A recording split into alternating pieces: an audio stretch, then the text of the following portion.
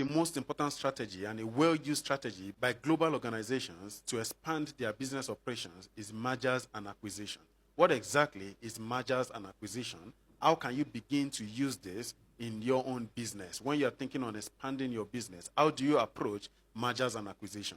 Mergers and acquisition simply means the ability for your business to merge or acquire another business to expand its operation. Mergers means two companies merging to form a single entity, okay? An acquisition means one company buying out another company to form one single entity. And it is one of those strategies you can utilize for various reasons. One of it is business expansion, market expansion, product line expansion, and a lot of other reasons. And I'm going to explain them to you in this video. So why is M&A, which is mergers and acquisition, why is it a very important strategy? One, rapid expansion. If you want to rapidly expand into a new market, instead of you to go into that market and start building factories or developing a physical location in that market, you can easily go into that market and buy out a company that is already existing in that market, that is already making money, that already has customer base and the likes. Preferably, you can go into that market and merge with a company that is already existing in that market. When you're merging, usually the company are of similar sizes. So when you merge, you become one entity.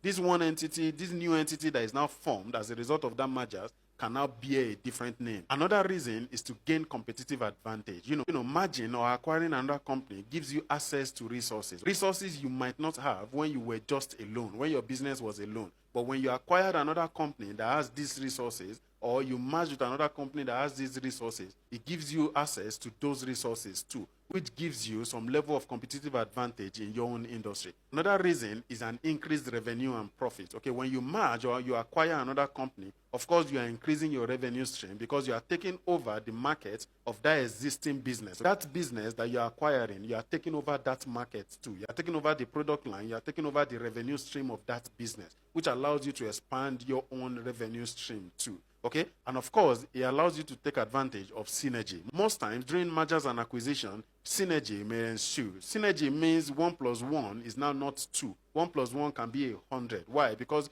you are taking over the resources and the intellectual property of another business, which you can use to massively scale your own business beyond the level that you actually even envisioned. Another reason for mergers and acquisition is talent acquisition. Okay, you're acquiring talent from another existing business. Okay, if in your business you need, let's say for instance, in your business you need software capable engineers and you don't have them, and this other company that you are merging with or you are acquiring already have those talents within their business, it automatically means you have access to those talents too. All right, so these are reasons why companies actually indulge in mergers and acquisition. Before you go into M&A, mergers and acquisition, there are things you need to consider. First, define your strategic goals. What are your strategic goals? What do you want to achieve? Are you thinking on expanding your market, but the cost of expanding that market is quite exorbitant, that you feel acquiring a business that is already existing might actually be favorable? Another step you should look at is conducting due diligence. You need to go into that organization, all right? Carry out a fundamental analysis of that organization you are looking to merge with or acquire, okay? It is very, very important. Like I said, recognize your strategic goals, and secondly, conduct a due diligence. The third thing is to carry out valuation and negotiation. For you to merge, you need to carry out a valuation of both businesses, okay? You need to know what both businesses are actually bringing into the table so you don't get cheated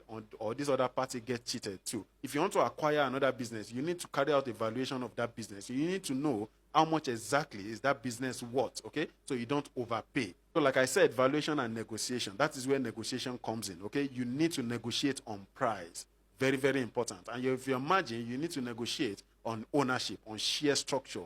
Who owns what owns what is the percentage of ownership after merging. You need to understand all this. The next thing is legal and regulatory approvals. If you're looking to merge with another organization in another nation, you need to carry out a legal and regulatory analysis of that nation to understand what is inherent in their regulatory framework. So don't go around non-compliant with what is already existing. So for compliance reason, you need to carry out a legal and regulatory analysis of that industry or that country that you're looking to merge into, all right, or acquire into. Very important. Another thing is integration. How easy would it be to integrate, the existing culture of that business into your own? Or how easy would it be to integrate your own culture into that other organization? So you need to consider this, all right? Aside integrating culture, there are other integrations you need to consider. One of such is your digitization framework, your IT framework, your IT infrastructure. How can you begin to integrate your IT structures, between those businesses? Whether you are going into a business to merge or to acquire, how do you begin to carry on your own infrastructure into that merging process or that acquisition process? You need to consider this. Like I said, define your strategic goals, conduct a due diligence, carry out valuation and negotiations, consider legal and regulatory compliance, and of course, integration. How do you begin to integrate into one another? Okay, so these are the things you should consider. M&A is very, very great. Okay, it can really help you in scaling your business. It can really help your business in a lot of ways. All right, if you want to learn more, you can send me a DM or write in the comment section, and I'm going to respond to you. Okay.